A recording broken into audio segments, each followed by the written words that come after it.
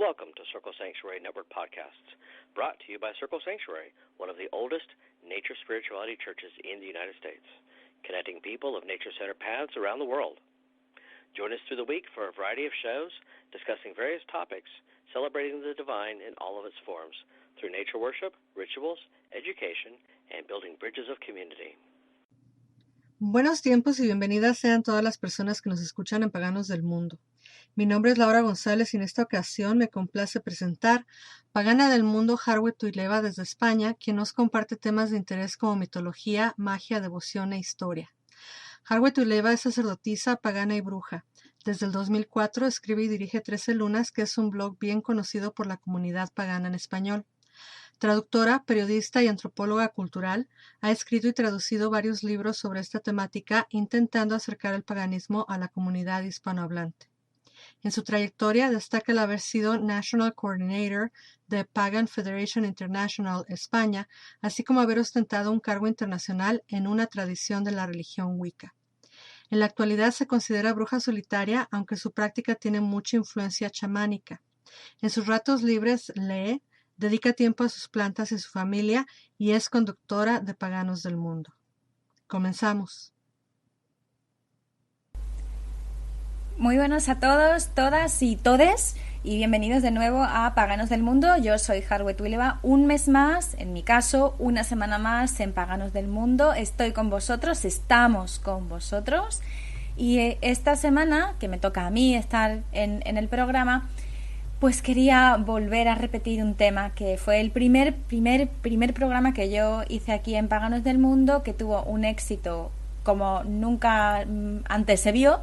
No, hombre, no, porque era el primero, lógicamente es fácil, pero aún así es verdad que muchos me pedisteis una segunda parte, me dijisteis que se os hizo corto el programa, así que yo dije, vamos a grabar una segunda parte de Enamorarse es divino. Y hoy traigo unas historias un poquito diferentes de lo que suelo traer. Hay una en particular que es de mis favoritas. Ya sabéis que el tema del amor me gusta mucho.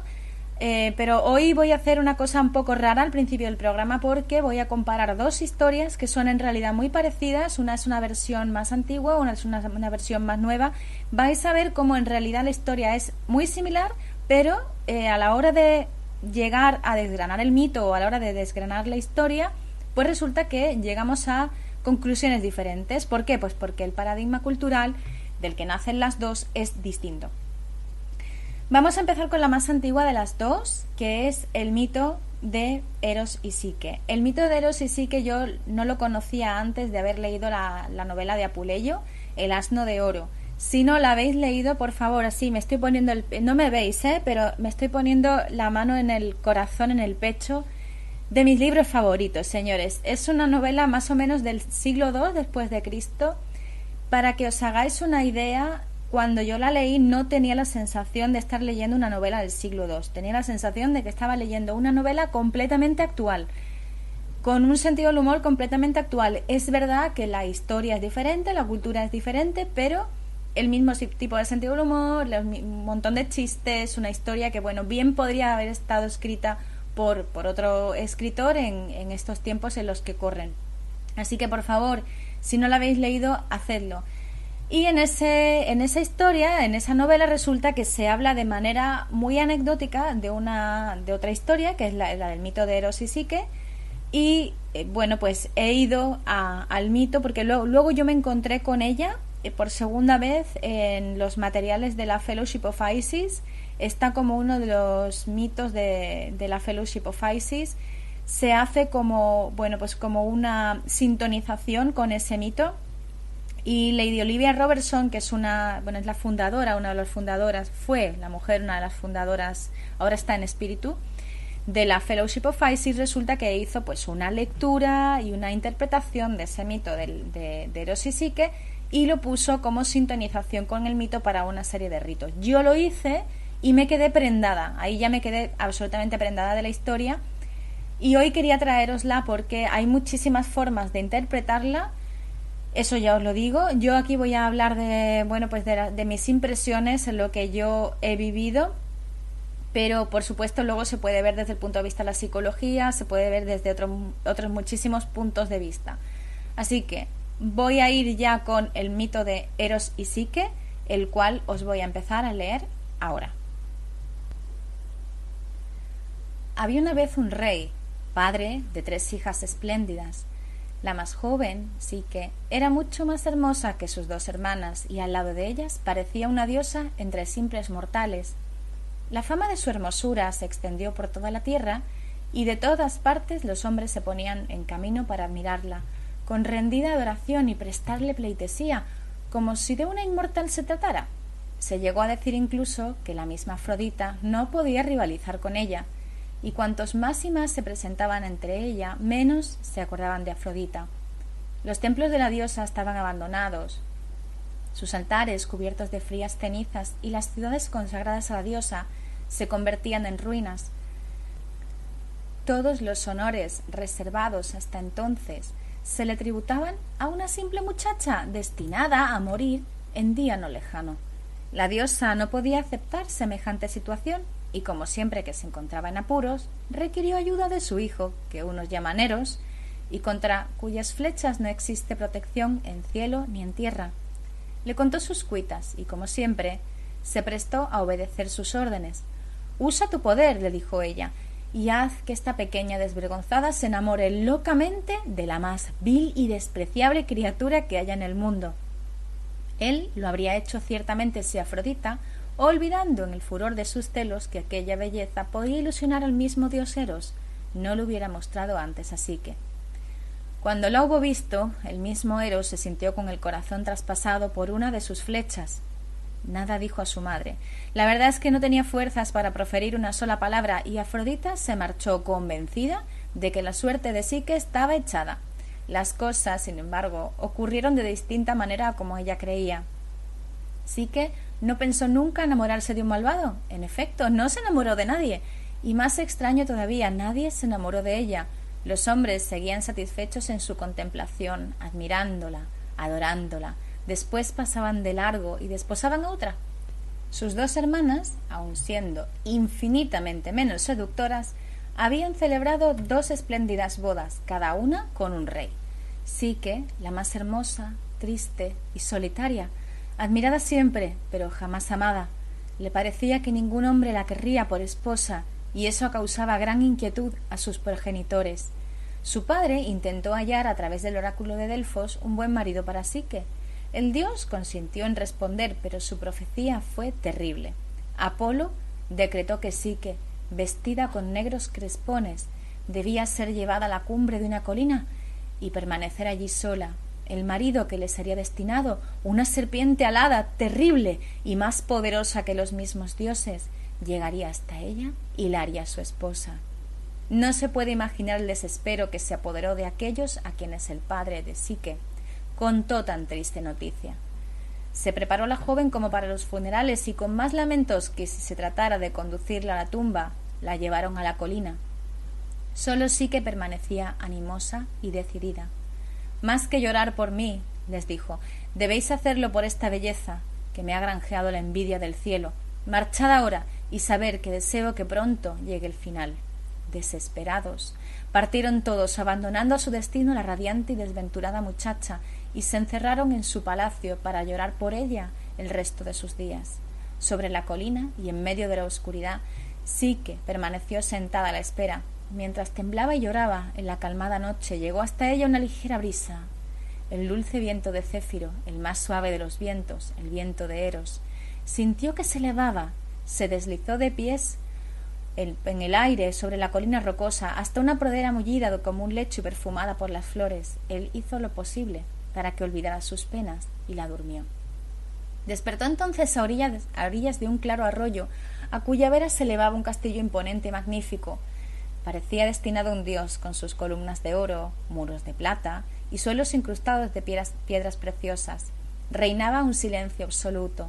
Su interior parecía desierto, y Psique se acercó cautelosa y atemorizada a la vista de tanto esplendor. Permaneció recelosa en el umbral. Cuando percibió unos ruidos, no veía a nadie, pero oía las palabras con claridad.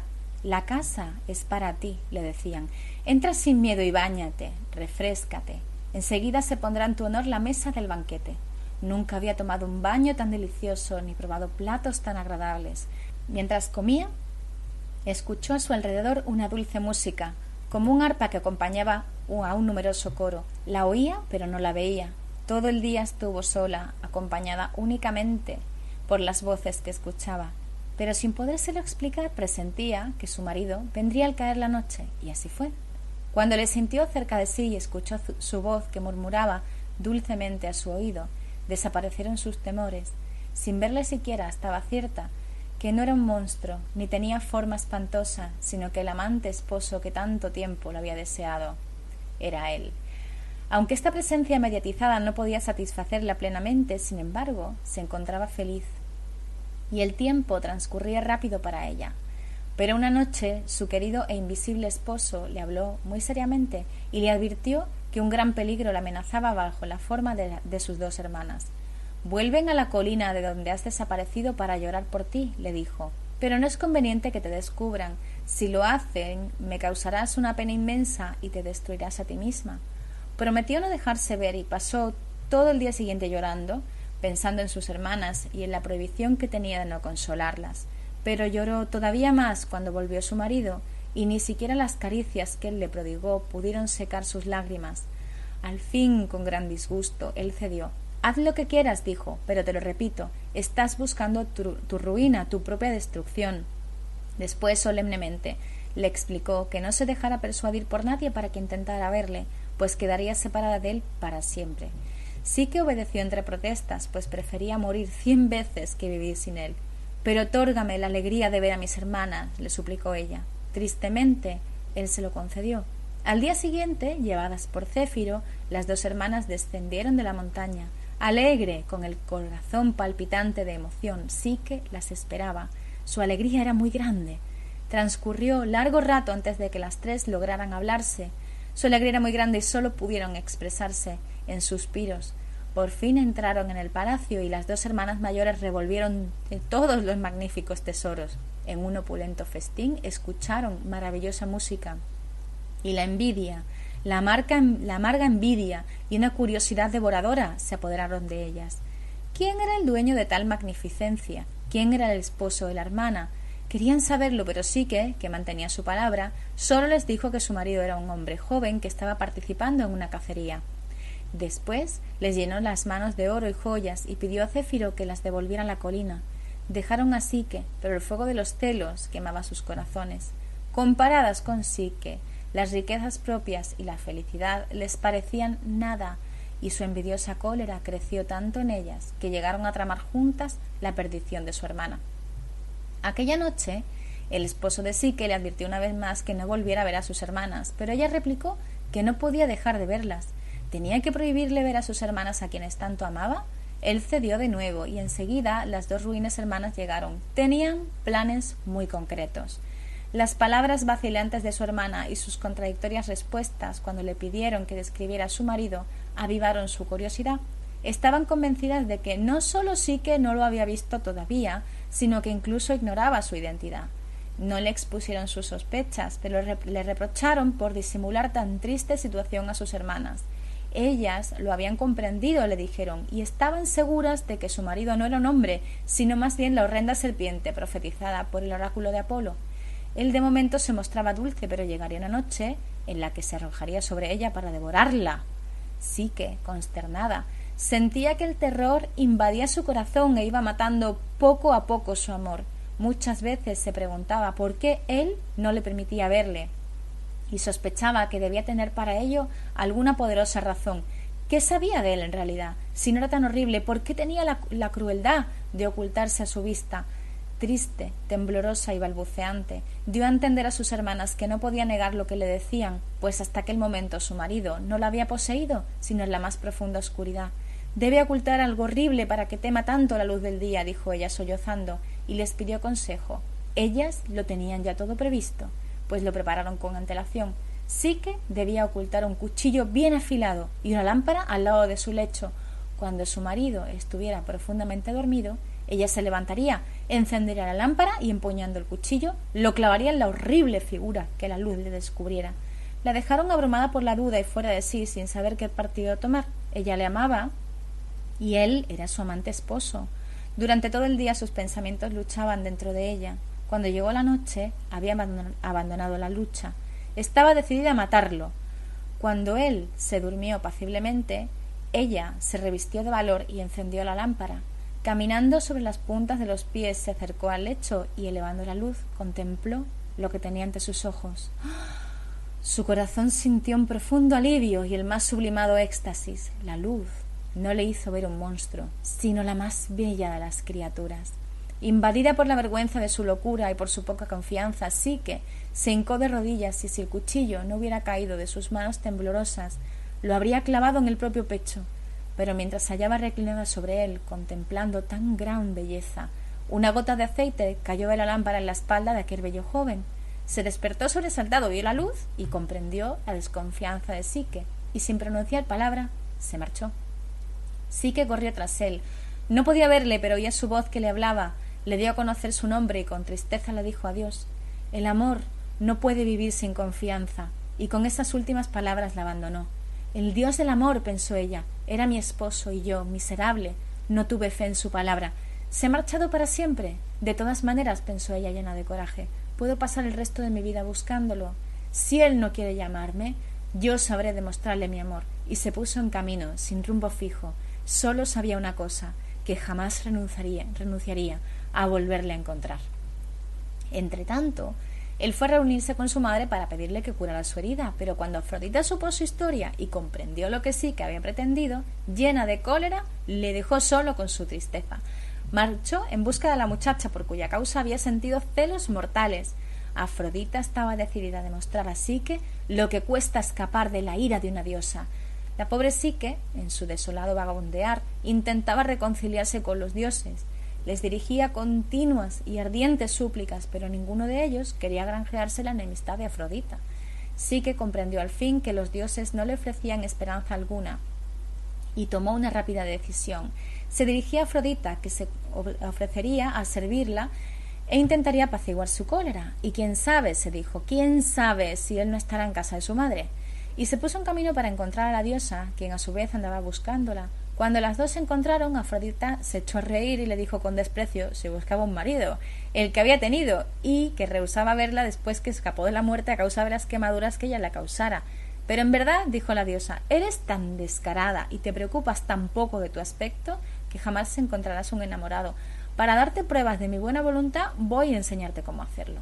Pidió gran cantidad de semillas, de las más pequeñas, trigo, amapolas, mijo y otras, y las mezcló en un solo montón. Por tu propio interés, procura que todas estén separadas para esta tarde, dijo la diosa. Y tras estas palabras se fue. Psique se quedó sola y sentada contempló el montón de semillas. No cabía en su cabeza la crueldad de esta orden que la desorientaba. Además, le parecía inútil oponerse a realizar un trabajo de tan difícil ejecución. Pero ella, que jamás despertó compasión en nadie en el mundo de los mortales ni de los inmortales, en esta penosa situación suscitó la piedad de la más pequeña de las criaturas, las hormigas. Venid, compadeceos de esta pobre criatura, ayudémosla pronto, se decían unas a otras. Todas respondieron a ese llamamiento, vinieron en masa y trabajaron afanosamente separando y amontonando, y lo que fue un montón informe se convirtió en una serie de montoncillos bien ordenados, compuestos cada uno por una variedad de semilla.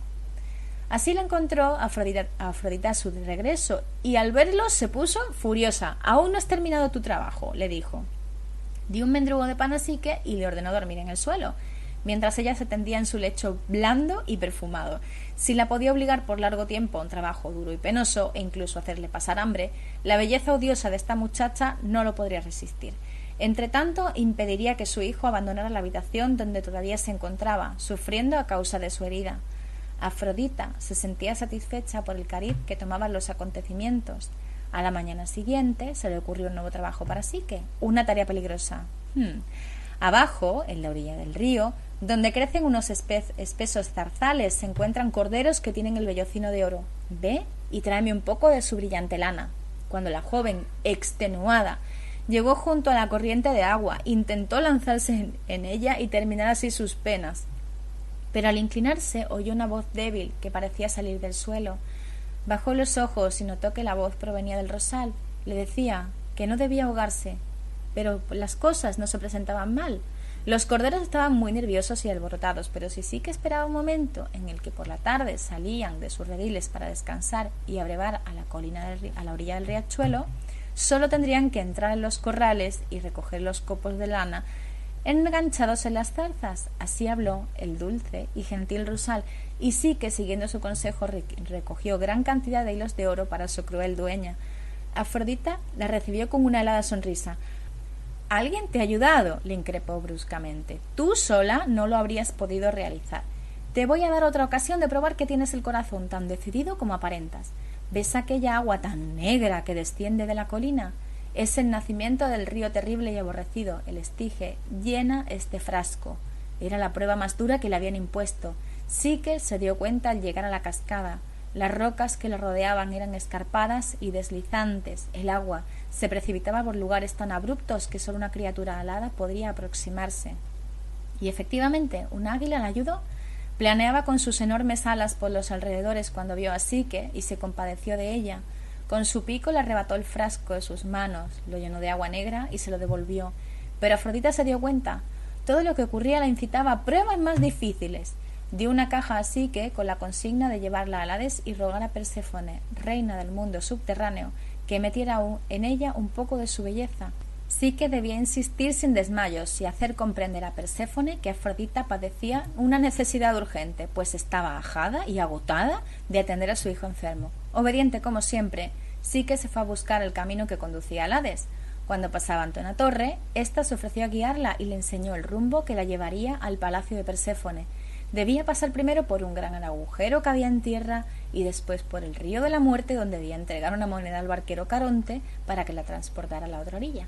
Allí el camino descendía recto al palacio. Cancerbero, el perro de 3 cabezas, guardaba las puertas, pero si ella le ofrecía un dulce se amansaría y le permitiría entrar. Todo ocurrió como la torre anunció. Perséfone no deseaba más que servir a Afrodita. Psique, muy animada, tomó la caja y volvió más rápida que había ido. Llevada por la curiosidad y más todavía por su vanidad, quiso ver el encanto que la caja contenía y, a poder ser, usar un poco ella misma. Al igual que Afrodita, sabía que su belleza estaba resentida por los sufrimientos y no le abandonaba un instante la idea de recobrar a Eros. Ojalá otra vez pudiese verse más bella para él. Incapaz de resistir la tentación, abrió la caja y con gran desencanto no encontró nada. Estaba vacía. Entonces un decaimiento mortal se apoderó de ella y cayó en un profundo sueño. En este crítico momento intervino el dios del amor. La herida de Eros ya había curado y deseaba ardientemente encontrar de nuevo a Psique. Es difícil contener el amor. Afrodita había cerrado las puertas, pero quedaban las ventanas.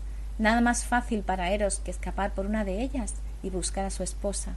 En un momento arrancó el sueño de los ojos de Psique y lo encerró en la caja. Después despertó a su mujer con un beso. La riñó un poco por su curiosidad, le dijo que llevara a su madre la caja de Perséfone y le aseguró que todo en adelante tendría un feliz desenlace. Mientras Psique se apresuraba a obedecer, el dios del amor se marchó al Olimpo. Quería asegurarse de que Afrodita no le pondría más dificultades y planteó el caso ante Zeus. El padre de los dioses y los hombres consintió enseguida a todo lo que Eros le pedía. Convocó a los dioses y les anunció a Afrodita y a todos los demás que Eros y Psique estaban oficialmente casados y propuso conceder la inmortalidad a la esposa. Hermes se elevó a Psique hasta el cielo y la depositó en el palacio de los dioses. El mismo Zeus le hizo gustar la ambrosía que le otorgaba la inmortalidad. Esto, naturalmente, cambiaba la situación. Afrodita no podía ya censurar a la diosa que había llegado a ser su bella nuera. Se imponía una alianza y así pensó que Psique, viviendo en el cielo con su marido, le faltaría tiempo para bajar a la tierra, acaparar la atención de los hombres e inmiscuirse en su culto. Todo terminó felizmente. El amor y el alma, que es lo que significa Psique en griego, se buscaron y tras duras pruebas se encontraron, y esta unión no debía romperse jamás. Y hasta aquí este cuento barramito de Eros y Psique. Voy a descansar un poquito, ir a beber agua, momento de recargar pilas, y vuelvo en un momentito con vosotros con comentarios sobre este mito, en este enamorarse es divino. Por favor, no te vayas. Estás escuchando Paganos del Mundo, creando puentes de unión en la comunidad pagana internacional. Continuamos con más. No te despegues. De acuerdo, aquí estamos de nuevo en Paganos del Mundo después de este pequeñísimo descanso y quería continuar hoy, como decía, con un relato muy parecido al que hemos visto antes de Eloís y Psique. Luego los vamos a analizar conjuntamente, aunque también tienen implicaciones diferentes, pero esto vais a ver que es una historia muy parecida. Esta historia tengo que decir que es mi cuento de hadas favorito. Creo que he hablado de él a todo el mundo. Cuando algo te obsesiona hasta niveles estratosféricos, yo creo que si alguien se obsesiona como me obsesiono yo, que por ahí creo que hay muchos como yo, me entenderéis.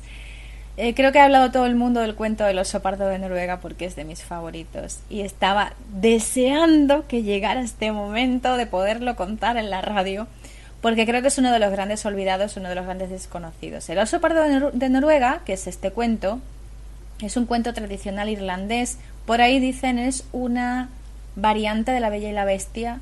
Yo no lo considero del todo una variante de La Bella y la Bestia porque creo que tiene su propia mitología detrás, y ya sabéis que los cuentos vienen de historias que en realidad están contando cosas de muchas cosas de la cultura en la que están enclavados, y para mí este cuento es espectacular y es de mis favoritos.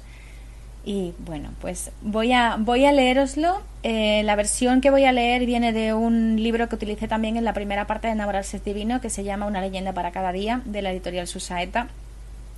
Ya os conté en ese otro programa que yo crecí con este libro, así que este es mi homenaje de nuevo a aquel tomo que me acompañó durante tantísimo tiempo. Y sin más os dejo con El oso pardo de Noruega, leído por una servidora, y espero que os guste mucho. Dice así. Se cuenta de un rey de Irlanda que vivió hace muchos años, que tenía 3 hijas, las 3 muy bonitas. Un día el padre les preguntó con quién les gustaría casarse. Yo con el rey de Ulster, respondió una de ellas. Y yo con el rey de Munster, dijo la otra. Por mi parte, contestó la menor, con el oso pardo de Noruega. Y es que una nodriza suya le había hablado a menudo de un príncipe encantado a quien ella llamaba así, y su nombre fue el primero que se le ocurrió. Y todos se echaron a reír y durante la velada no dejaron de reírse de ella. Pero aquella noche la joven se despertó hallándose en un gran salón iluminado por 1000 lámparas. Suntuosas alfombras cubrían el suelo y tapices de oro y plata los muros. Había allí gente de muy alto linaje y junto a ellos el apuesto príncipe a quien ella viera en sueños. De pronto el príncipe se arrodilló a sus pies, pidiéndole que fuera su reina. Cuando se quedaron a solas y volvieron a la realidad, añadió: «Debo confesarte que estoy hechizado. Una bruja, que tenía una hija, deseaba que yo fuera su yerno y como me negué, me hizo tomar durante el día la forma de un oso, y así he de seguir, hasta que una dama me libere y padezca 5 años grandes pruebas por mí». La princesita lo aceptó y se casaron. Cuando despertó a la mañana siguiente, echó de menos a su esposo, pero al anochecer se abrieron las puertas y entró su marido. «Debo advertirte que si te cansas de esta vida y no puedes soportar los 5 años de prueba, la bruja me obligará a contraer matrimonio con su hija». «No me cansaré», aseguró la princesa, que le amaba tiernamente. La princesa se acostumbró a la ausencia de su marido durante el día y pasaron un año de felicidad, al cabo del cual les nació un hermoso niño. Entonces la princesa fue doblemente feliz, pues por el día, para compensar la ausencia de su marido, tenía a su hijito. Una noche, cuando ella y su marido estaban sentados junto a la ventana abierta, un águila entró a la estancia, tomó al niño por la faja y se lo llevó. La princesa lanzó un grito y quiso abalanzarse contra el ave, pero su marido la sujetó con aspereza. La joven apretó los labios y ocultó su dolor. 12 meses después tuvieron una niñita. La princesa, por más calor que hiciera, apenas entreabría la ventana. Pero una noche, cuando la pareja se hallaba feliz contemplando a la niña, un magnífico galgo se presentó de imprevisto ante ellos, se apoderó de la niña y huyó velozmente. Como la vez anterior, la princesa fue a correr tras él, pero miró a su marido y comprendió que no debía hacerlo. Y con la tristeza en el corazón transcurrió otro año. Al término del mismo, nació el tercero de los hijos de los príncipes. La madre jamás abría ninguna ventana ni ninguna puerta. Sin embargo, inesperadamente, una noche surgió ante ellos una misteriosa dama y se lo llevó. La pobre princesa, desesperada, tuvo que guardar cama durante un mes. Cuando se recobró lo suficiente, la princesa solicitó de su marido el permiso para ir a visitar a su familia y él accedió. Al despertar a la mañana siguiente, se encontró en el palacio paterno. Todos la rodearon, riendo y llorando de alegría al saber que estaba de vuelta, y ella les contó cuánto había sucedido y la pérdida de sus 3 hijos. «Hay una granjera que viene al castillo a vender huevos», le dijo una de sus hermanas, «que tiene mucha sabiduría. Le contaremos lo ocurrido y ella nos dará la solución». Lo hicieron así y la mujer dijo que lo único que podían hacer era conseguir la piel del oso que el príncipe llevaba durante el día. En tal caso, concluyó, él no tendrá más remedio que ser hombre de día y de noche. A los 8 días, la desdichada princesa, como ansiando ver a su príncipe, se durmió pensando en él y despertó en el palacio de su marido y ambos sintieron un gran júbilo. La princesa recordó que su marido, antes de que ella se durmiera, le daba siempre de beber en una copa de oro, y una noche fingió apurar el líquido, pero no lo tomó. Luego se hizo la dormida y observó que su marido por la mañana muy temprano desaparecía a través del artesonado. A la noche siguiente consiguió algunas gotas de un filtro somnífero y lo echó en la bebida de su esposo. Mientras él dormía profundamente, ella se levantó, atravesó el artesonado y allí encontró una espléndida piel de oso. La cogió, salió a escondidas y la arrojó al fuego. Cuando despertó a la mañana siguiente, la princesa encontró a su marido contemplándola con cólera. «Desgraciada, nos has separado para siempre. ¿Por qué no tuviste paciencia durante 5 años? Ahora, aunque no lo desee, tengo que ir al castillo de la bruja. La piel que has quemado era mi protección y la granjera que te aconsejó era la bruja en persona. No te lo reprocho, pero tenemos que separarnos». Cuando el príncipe se alejaba, ella emprendió su persecución, pero su marido no volvió la mirada ni una sola vez. Empezaban a caer las sombras de la noche y estaba la joven princesa a punto de desfallecer cuando vio entrar a su marido en una casita. Entró a su vez y le vio con un niño en las rodillas. «Este es tu hijo mayor, pobrecita mía», le dijo él, «y esta, el águila que se lo llevó», y señaló a una dama hermosa de damadura. La princesa olvidó por un momento todas sus penas y abrazó al niño. Entonces el príncipe partió en 2 el anillo matrimonial de ambos, se guardó la una mitad y entregó la otra a su esposa. Con la primera luz del día, dejando al niño en la casita, se marchó. Antes de separarse, él le había entregado, junto con la mitad del anillo, una tijera que, cuando cortaba, todo lo convertía en seda. Como el día anterior, la joven siguió de lejos a su marido. A la caída del sol, cuando avanzaba por un sendero, encontraron a su hijita. Todo fue alegría para ambos hasta que, a la mañana siguiente, él emprendió su peregrinar. Pero antes entregó a la princesa un peine. «Siempre que lo utilices», le explicó, «caerán de tu cabello perlas y diamantes». El príncipe se acordaba siempre de todo, desde la puesta del sol al amanecer, mas a partir de esa hora quedaba hechizado y se le olvidaba todo. Aquella noche llegaron al lugar donde se encontraba el hijo menor, y antes del amanecer el príncipe habló a su esposa por última vez. «Ten, pobre esposa mía, este interminable carrete de oro. Si eres capaz de llegar a mí mientras esté dormido y unes la mitad de tu anillo a mi mitad, te recordaré. Allí hay un bosque, cuando haya entrado en él, olvidaré cuánto ha existido entre nosotros. Adiós para siempre, querida esposa». Salió el sol en aquel preciso momento y el príncipe entró en el bosque, que se cerró tras él. La princesa, apurada, no veía el medio de pasar y empezó a llorar. De pronto se acordó de sus dones y dijo: «Bosque, te conjuro por mis 3 mágicos dones, la tijera, el peine y el carrete, a que me dejes pasar». Y el bosque se abrió y la princesa divisó un largo camino al final del cual había un castillo, donde entró su marido, y divisó una casita donde vivía el guardabosque con su mujer y solicitó que la dejaran vivir allí a cambio de servirles. Como el matrimonio aceptara, ella, en sus ratos libres, solía salir al camino. Veía pasar a su marido, que la contemplaba asombrado por su belleza a pesar de las humildes ropas que vestía, pero no la reconocía. Por el guardabosque supo que aquel príncipe era el marido de la hija de la señora del castillo. Ella decía que se había casado con la muchacha hacía ya 15 años, pero la princesa sabía que no era cierto y dedujo que la señora era la bruja fatídica. Sucedió que la hija de la dama del castillo, que oyó hablar de la sirvienta del guardabosque, fue a verla y la encontró cuando estaba cortando papel para hacerse un vestido.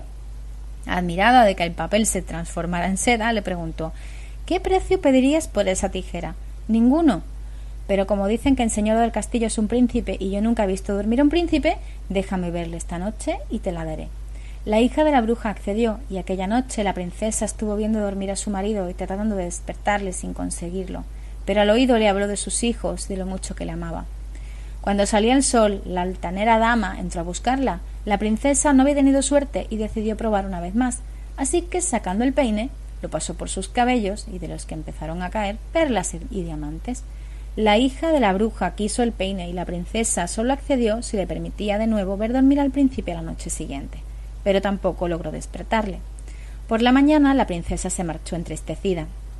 Aquel día, paseando, el príncipe pasó ante la casa del guardabosque y encontró a la hermosa joven que despertaba su curiosidad. Como él la saludara, la muchacha le preguntó si dormía bien por las noches. «Suelo pasarlas despierto», contestó él, «pero en las 2 últimas noches he dormido profundamente. Sin embargo, he oído dulces palabras en mis sueños. ¿Has bebido algún filtro somnífero antes de irte a la cama?» «Sí, estas 2 noches mi esposa me dio algo de beber. Príncipe, te lo ruego, no bebas nada esta noche». «Así lo haré», prometió él, y se alejó. La dama, que andaba mirando por donde estaba el príncipe, se acercó y vio a la sirvienta del guardabosque devanando hebras de oro de su carrete. Maravillada y codiciosa, hizo con ella el tercer trato. Aquella noche la princesa se sentó a la cabecera del lecho de su marido y le cantó: «4 largos años estuve casada contigo, 3 dulces niños tuve de ti. Oso pardo de Noruega, ¿no volverás a mí?» «Oso pardo de Noruega», exclamó él, «no te comprendo». «¿No recuerdas, príncipe, que te casaste conmigo hace 4 años? ¿No recuerdas a nuestros hijos que todavía están vivos?» «No lo recuerdo, pero mi espíritu está lleno de confusión. Mira la mitad de nuestro anillo matrimonial, verás cómo une perfectamente con la mitad que tú llevas colgado al cuello». Y al unir las 2 mitades del anillo, el encanto quedó roto. El príncipe lo recordó todo y abrazó a la princesa, y ambos prorrumpieron en sollozos de emoción. En el exterior se oyó un gran griterío y se resquebrajaron las murallas del castillo. Todos sus moradores huyeron, clamando, y el príncipe y la princesa salieron con los demás. Ya cuando se hallaban en el parque, el edificio se desplomó. Nadie volvió a ver a la bruja ni a su hija. La princesa y el príncipe recobraron a sus hijos y después emprendieron el regreso a su palacio. Los reyes de Irlanda, de Ulster y de Munster fueron a visitarles, y se cuenta que el oso pardo de Noruega y su familia fueron muy felices. Bueno, pues hasta aquí la historia del oso pardo de Noruega. Ha sido un placer volver a leerla y recordarla, tal y como cuando yo era pequeñita. Y bueno, voy a hacer una pequeña pausa y voy a volver con unas conclusiones sobre ambas historias, porque ambas están muy relacionadas, tienen mucho que ver, aunque vienen de paradigmas diferentes. Por favor, no te muevas, espérame a que vuelva. Enseguida estoy contigo. Estás escuchando Paganos del Mundo, creando puentes de unión en la comunidad pagana internacional. Continuamos con más. No te despegues.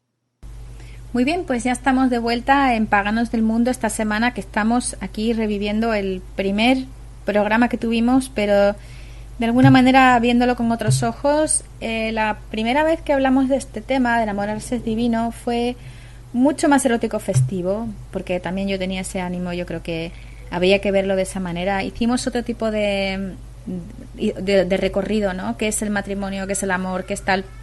Aquí lo estamos viendo como el amor es sacrificio, por un lado, y el amor implica también conocerse a uno mismo, empezar a conocer dónde está el amor en uno mismo para poder darlo a otro. El amor es confianza. Es algo que además dice mucho, o que dice, llegado el momento, si lo habéis escuchado, es algo que le dice Eros a Psique en el primer relato que hemos leído. Llegado el momento. Entonces creo que es importante quedarnos con es muy importante quedarnos con ese concepto. El amor es confianza.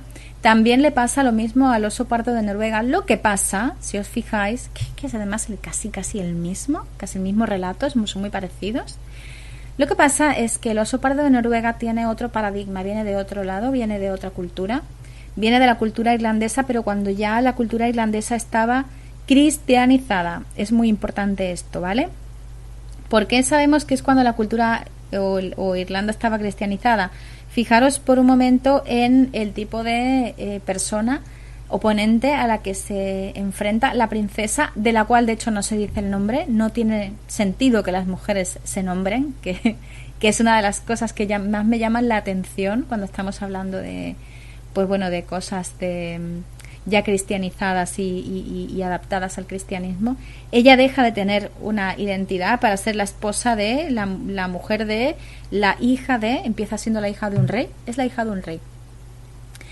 Mientras que en el mito griego todavía tiene su propia identidad, que me encanta que tenga su identidad, que se llama Psique, tiene nombre. Además Psique es la que le da nombre a la psicología, o sea, es la mente, es el alma, es lo que le hace a una persona ser persona, ¿no? En ambos casos, sí, ellas dos pasan por un proceso completo de conocerse a ellas mismas a través de la confianza o esa desconfianza que habían tenido inicialmente en su pareja, que su pareja viene como a proyectar todo, ¿no? Es una desconfianza en una misma, lo que les lleva a intentar recobrar la confianza y a pasar pues todas esas cosas por las que las dos pasan. Para mí, a pesar de que no estoy de acuerdo con la parte de estar encerrada en un castillo, ser la esposa de no implica estar encerrada en un castillo, jamás en la vida, pero sí los dos relatos me llevan a pensar que en ambos casos lo que les pasa a las dos es que pierden la confianza en ellas mismas, pierden la confianza en quiénes realmente son. Y son solo esas mujeres poderosas, repito, en un caso era la bruja, que probablemente fuera antes del cristianismo, de que Irlanda se convirtiera al cristianismo, pues muy probablemente antes fuera una diosa. Me suena a mí mucho, no solamente porque en Grecia lo es, sino porque es una cosa común, bastante común en otros mitos.